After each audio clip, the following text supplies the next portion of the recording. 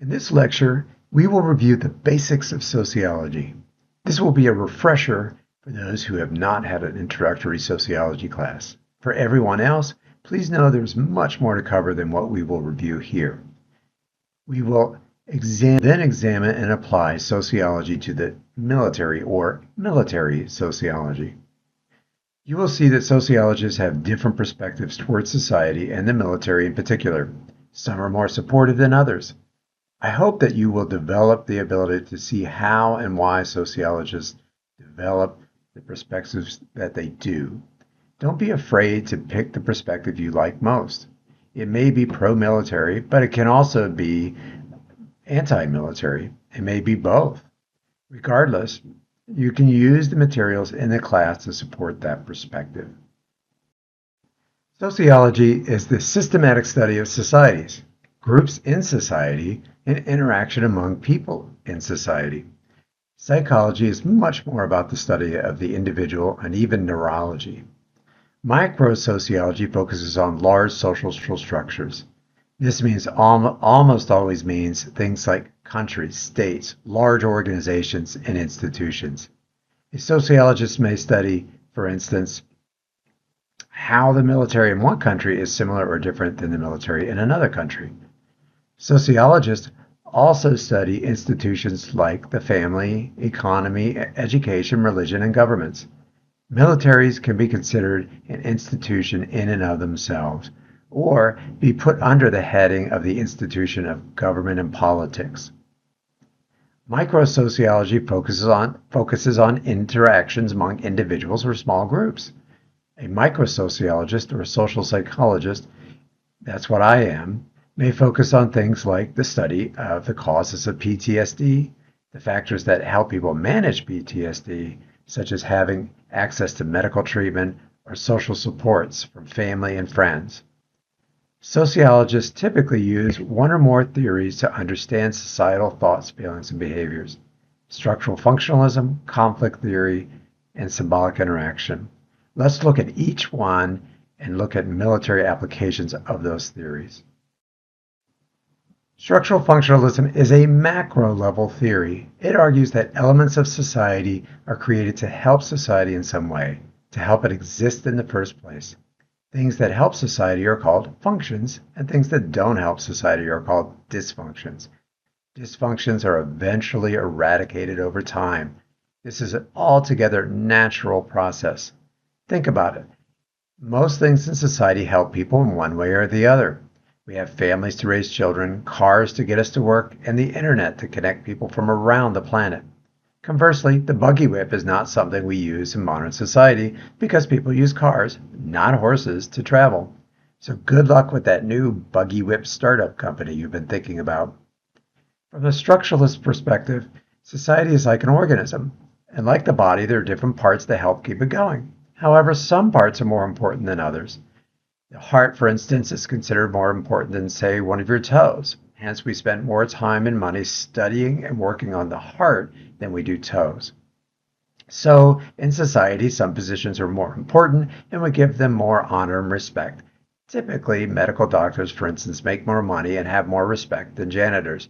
Little sidebar, I was a janitor. It was very hard work, and in the Marines, I did a lot of work on the ground, cleaning and scrubbing.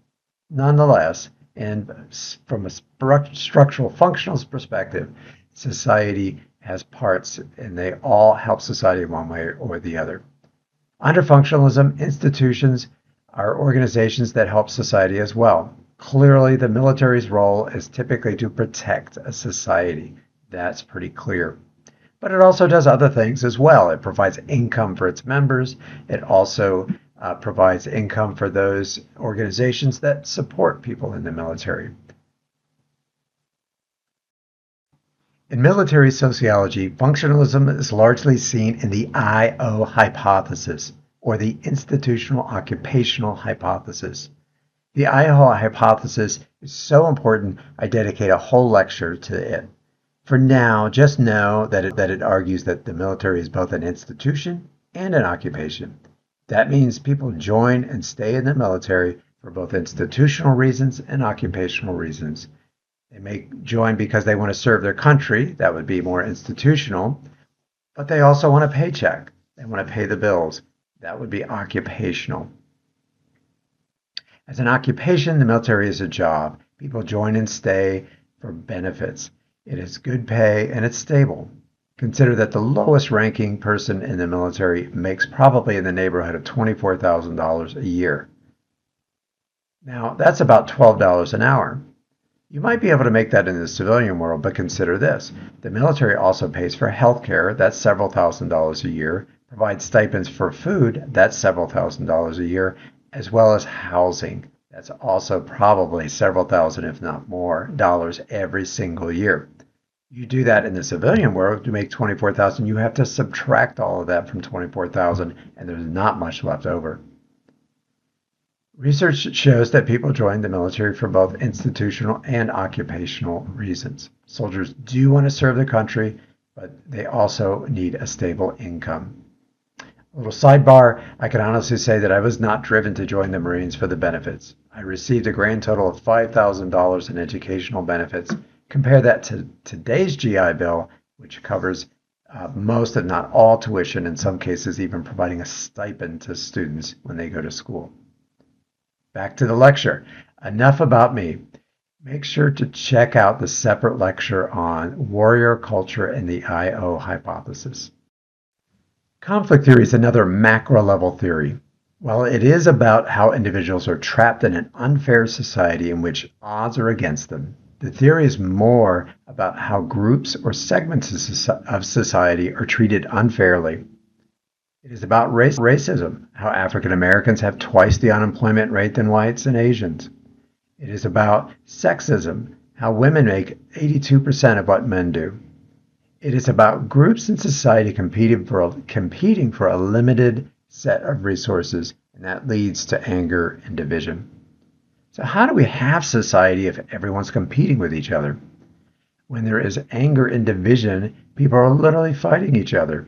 In short, the answer is dominance and force. One segment of society controls the resources, and they get compliance in exchange for deference and support.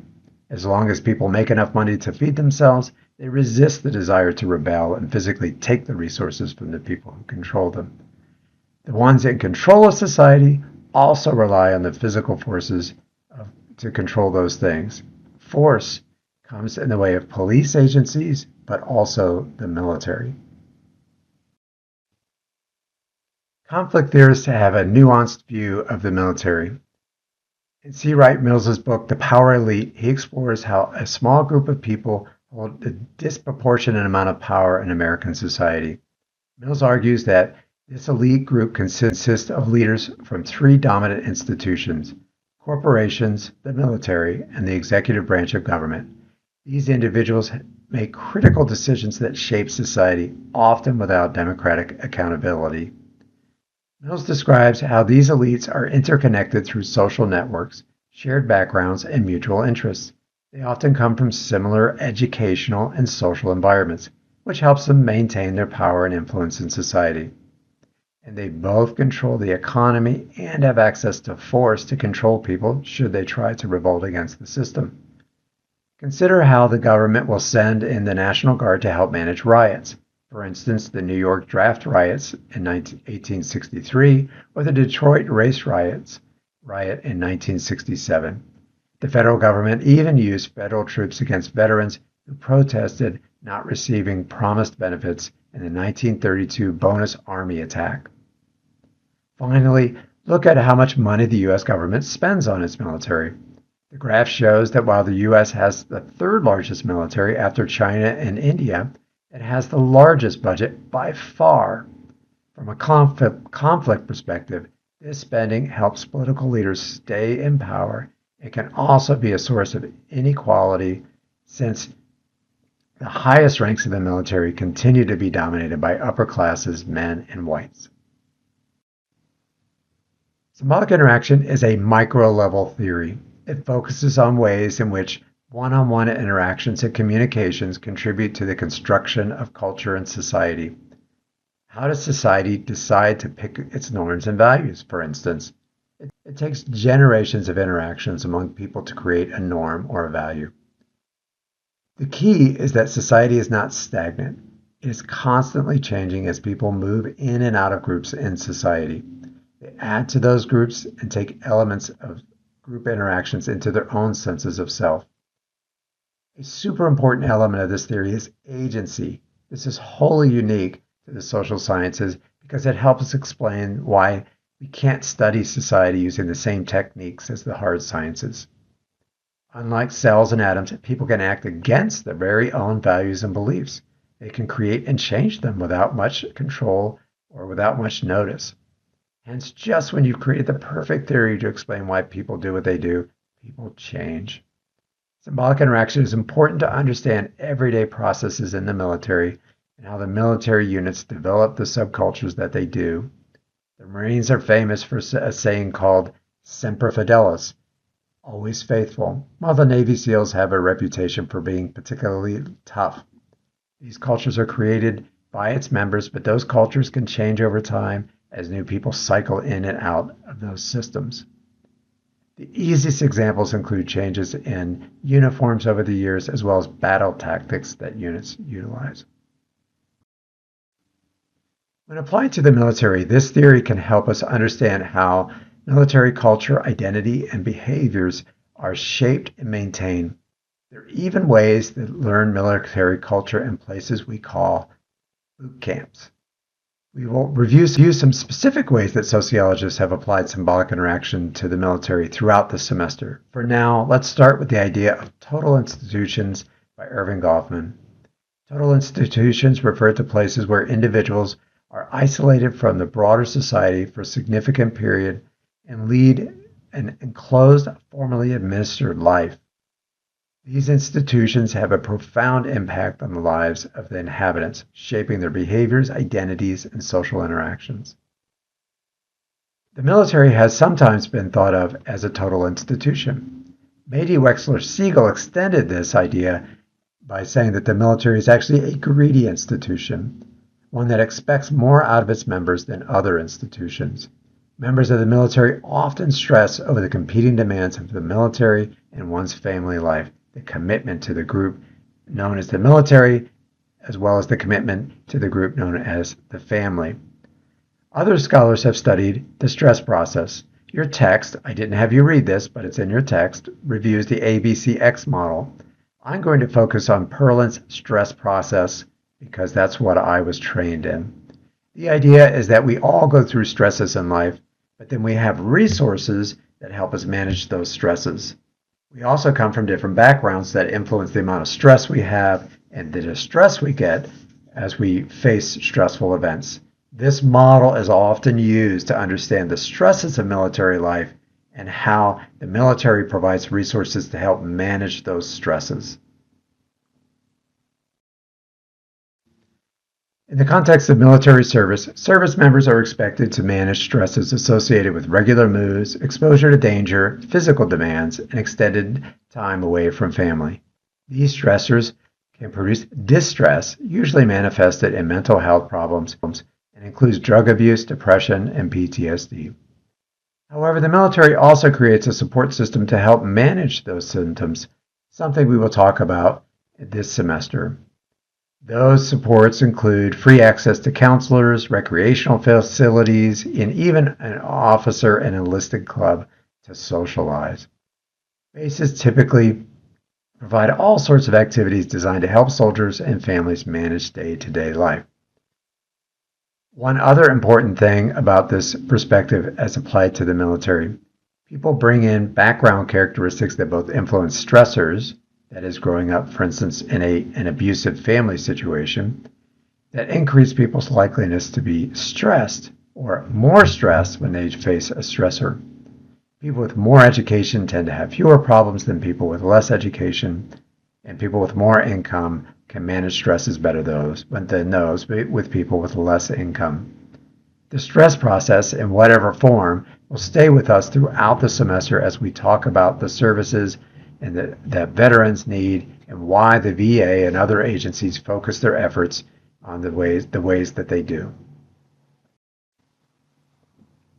We could spend an entire semester just on military sociology.